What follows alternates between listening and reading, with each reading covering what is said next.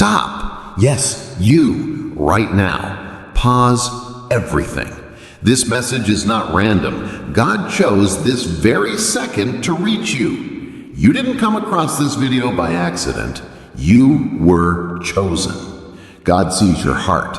He knows the weight you carry, the quiet battles, the moments when you felt invisible. But listen, He has not forgotten you. He says, I am with you always, even to the end of the age. Matthew 28:20. Whatever fear, doubt, or pain is trying to push you down, God is stronger. Your prayers, your tears, your waiting, He is turning them into your breakthrough. The season you thought would never end, God is making it a testimony. So don't walk away. Don't scroll past.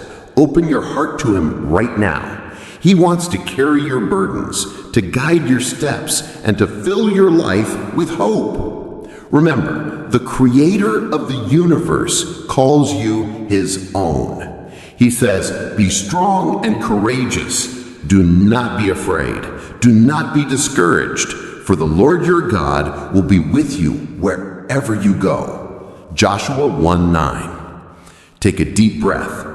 Feel His presence and know this, you are never alone. You are seen, you are loved, and this is just the beginning of something amazing.